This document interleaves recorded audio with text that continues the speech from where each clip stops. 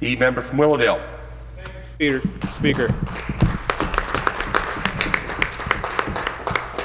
Speaker, it's my privilege to speak on behalf of the Liberal caucus on Remembrance Day, in honor of Remembrance Day.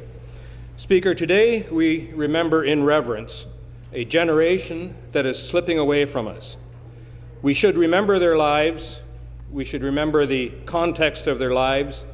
Indeed, we have a duty to do so.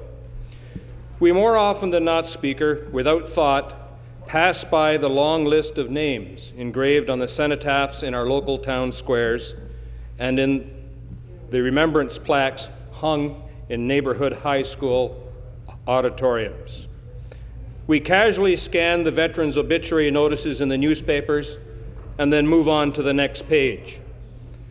How often do we pause and ponder the distinguished service records of our parents' and grandparents' generation as we today live our hurried lives? Veterans, men and women, now well into their 80s, are passing away. Reading their obituary notices, you see their war record and their military decorations proudly commented on in the notice. Often in their obituary, you see a photograph taken 60 or 70 years ago, a handsome snapshot, distinguished in their uniform, an expression of pride and determination on their face.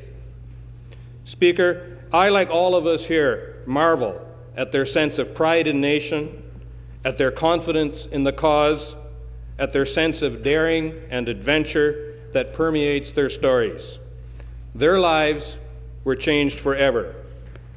They were times of fearsome danger and deep sadness, times of hope, happiness, and exhilaration, and times of chance encounters in the randomness and chaos of war. Speaker, my own parents were one of the thousands of examples of lives lived in the tragedy, the triumph, the chance of war. Speaker, but for the war, my parents from completely different cultural backgrounds would never have met. My father, an infantry soldier, my mother, a worker in the local armaments factory, were thrown together by this randomness and chance of war. The randomness and chance of war, the great anxiety suffered, the risk run. Both my mother's beloved brother, and her first cousin, they were all raised together very closely. One went into the Army, one went into the Air Force, both died in the war. Their names are engraved in those cenotaphs and those high school remembrance plaques in the hallways of schools. My father married my mother during the war. He survived. And after the war, like others of their generation, they raised a family, helped build a province and a country while never forgetting their losses. And today, Speaker, we are the beneficiaries of their courage. Speaker, we here today have a solemn duty to remember their lives and the context of their times.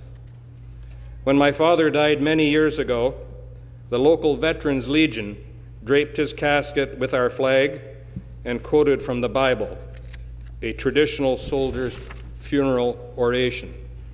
He has fought the good fight, he has finished the course, he has kept the faith.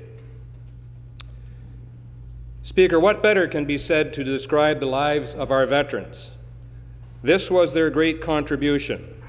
This is their great legacy. We should, we must, in their memory, always strive to emulate their sense of right and wrong, their sense of conviction, their bravery, and yes, their modesty. This is our generation's greatest duty. Thank you, Speaker.